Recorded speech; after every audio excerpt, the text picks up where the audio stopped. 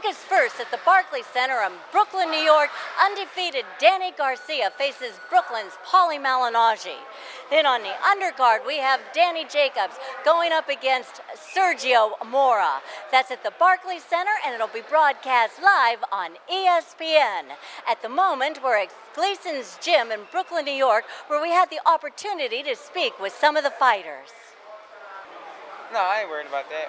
We did anti-doping, so I'm not worried about, nobody cheating. Because at the end of the day, I know 110% Danny, nobody can beat him. He said he got tested 6 times. How many times did you get tested? I got tested. I think I run the same time 6 times because the protocols when they test him, they test me. So it's about the same. When they did the drug testing, was it just urine or was it withdrawing blood as well? Some days they'll do urine, some days they'll do blood and urine. They did both of them. Like I got tested on Monday. They did blood and urine. Since the inception of PBC, they mentioned that you guys would be doing USADA drug testing. Do you feel more comfortable now that everyone you get in the ring with, at least they're being tested and they can't be cheating unless they can beat the system? I mean, there's loopholes to everything, and I'm saying like anti-doping is good, but it's as simple as getting a letter from your doctor saying you need a supplement and you could get away with it. To be honest with you, like I don't do that. I'm 100% athlete. I take B12. That's the only vitamin I take. B12 and a lot of hard work. But yeah, so that you could get away with it if you want. I'm probably the only fighter who ever told you that. Can we get some words on the unfair criticism you get and all the cherry emojis on your Instagram and things like that? It is what it is. At the end of the day. Tyrone style. Yeah, Tyrone style. At the end of the day, it is what it is, man. I know in my heart I beat a lot of good fighters. I beat a lot of good champions. And it takes a lot of heart to go in there and fight. So I'm happy with the way my career is going. Does it put an extra chip on your shoulder? No, I go out there and get a knockout? No, that don't motivate me like what the fans think of me.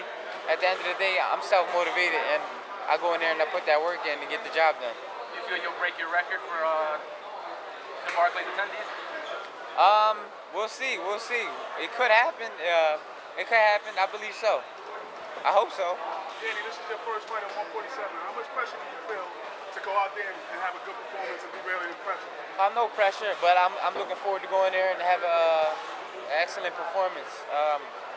I feel good, man. I feel ready. I'm ready to fight tomorrow. I'm ready to fight today. The fight was today, so I'm ready.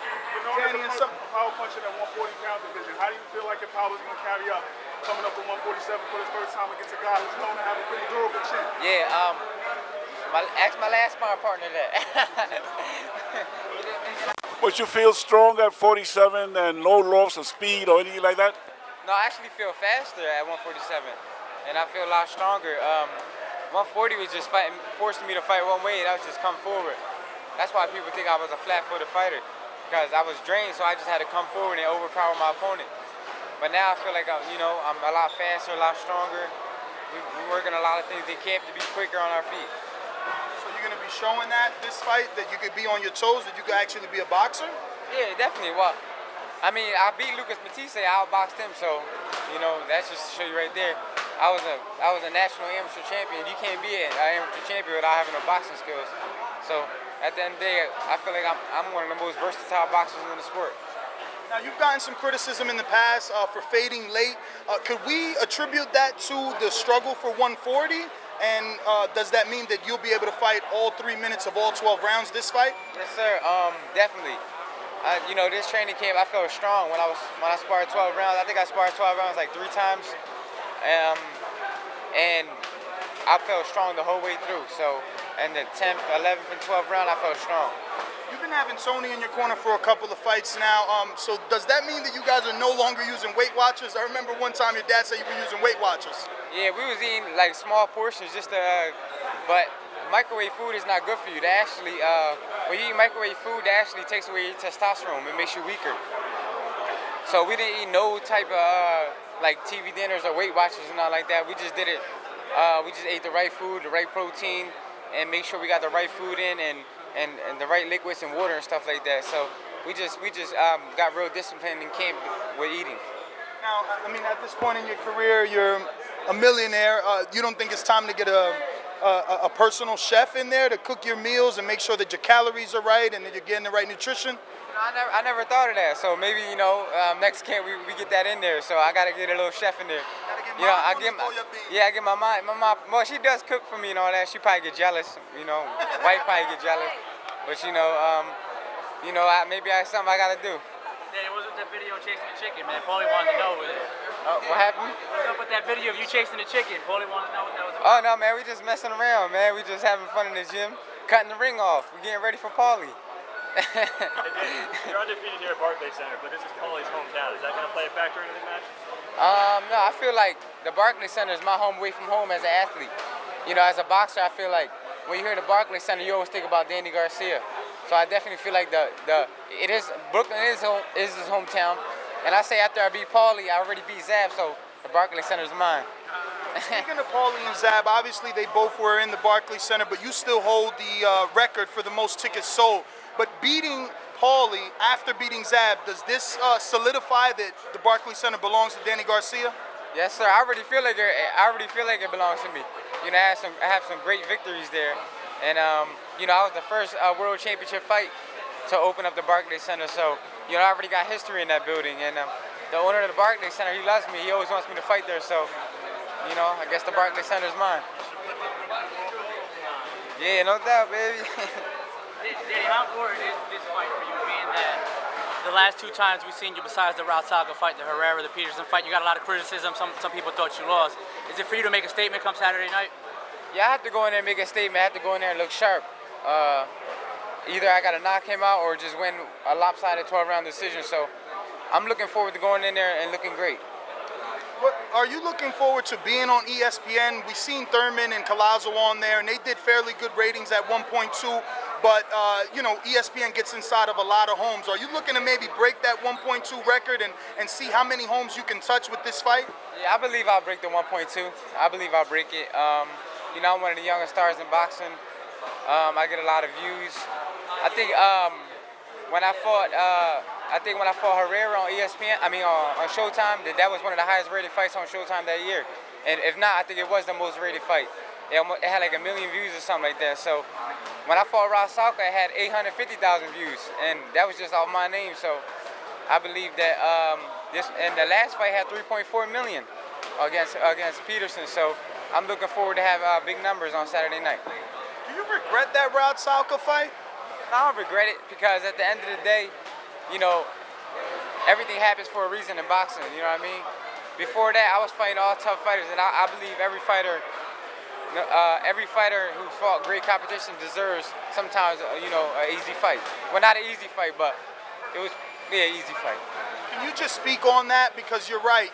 When you think about former champions, no current or former champion just consistently fights top 10 fighters. Everyone takes a break in between, but you get the criticism. Yeah, no doubt. There's no way any young fighter or any champion will go out every fight and fight Lucas Matisse 10 times in a row. There's no way you could do it. You gotta have a short career. At the end of the day, boxing is about making smart decisions, and the fans do want to see great fights. But there's timing for that. There's always going to be big fights in boxing. And come Saturday night, people are going to see Danny Garcia do his thing. Danny, I came in late, but this whole thing about chasing chickens, is that a real thing in terms of your training, or was that like kind of a one thing just to we chased it a few times, messing around, just trying to give the public something to laugh about. But it's hard to catch a chicken, I'll tell you that much. Can that actually help you, like in terms of facing a mover like Paulie, just being able to? I don't know. We'll have to see. But I know we worked hard on cutting the ring, using the jab, being explosive, just being smart. Don't get desperate, letting the fight fall into its place, and that's what we plan on doing. Whose idea was that, to chase some chicken? Oh, that was my dad's idea. Yeah. He's like, we should chase some chickens for the training camp. What was your reaction to that? I was like, this is a hell of an idea. Let's do it. Danny, are you looking to set the precedent or break the record in terms of Miguel Cotto, Pauli Malignaggi? He broke his jaw, but he didn't stop him. Are you looking to be the first Puerto Rican to stop him in New York City? I'm not really concerned, really looking like the first Puerto Rican to stop him, but I do want to go in there, and stop him, though. I do want to knock him out. Danny, when you were at 140, you beat Matisse. The questions of Mayweather arose, but you brushed it off. You said you guys are two different divisions. Now you're at 147.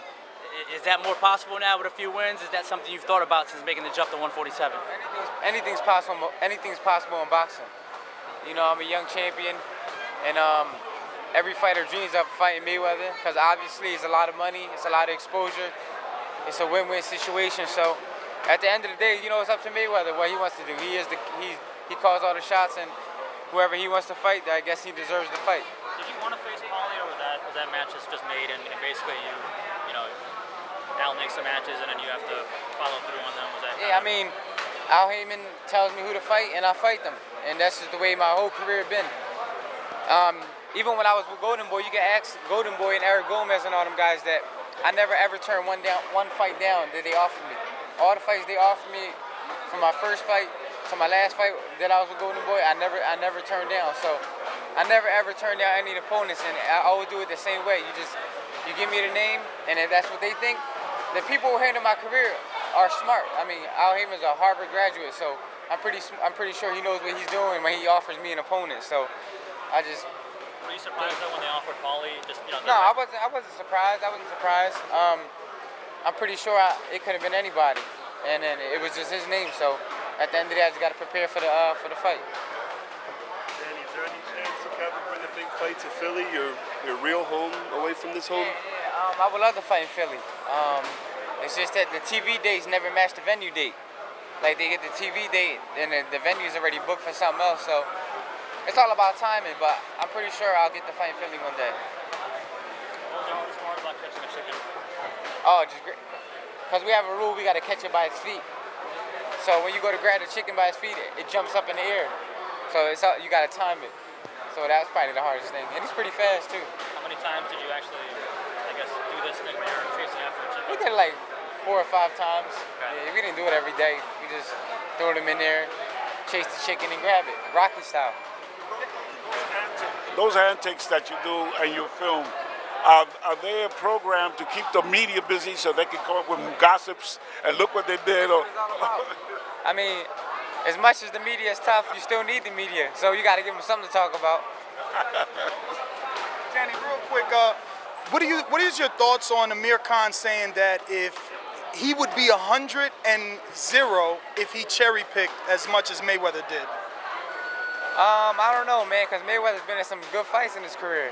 You know, Mayweather's fought a lot of good fighters, even when he was in a smaller weight division. So, I mean, I don't know about that, but I guess that's just how he feels.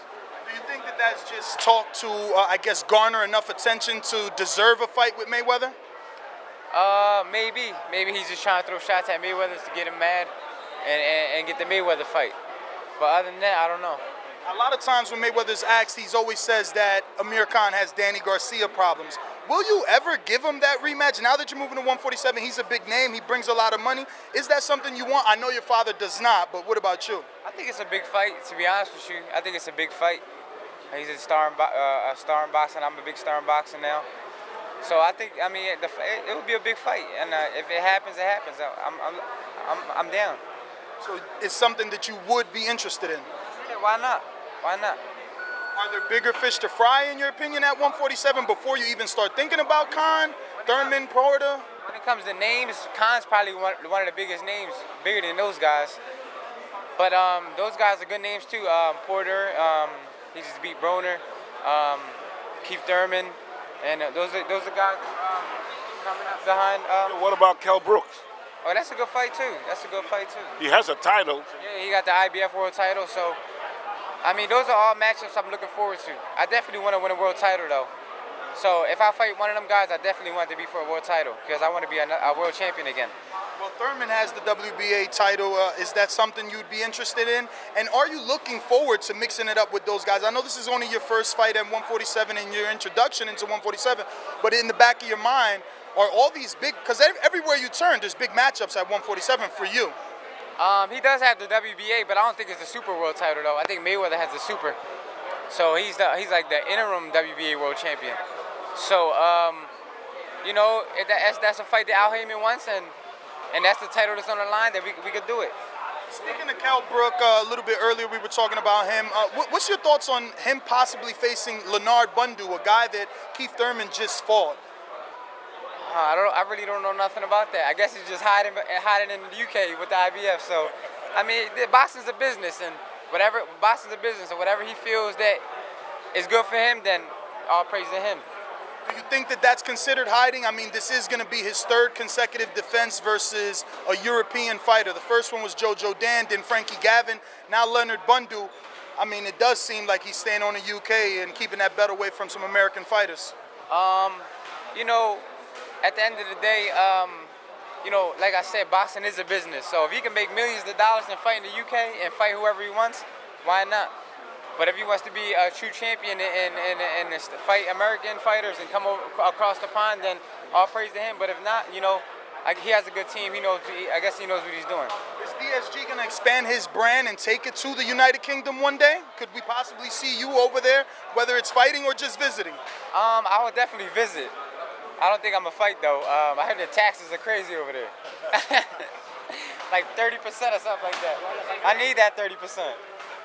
I'm Kristal Hart reporting from Gleason's Gym in Brooklyn, New York. Thanks for watching, and we'll see you at the fights.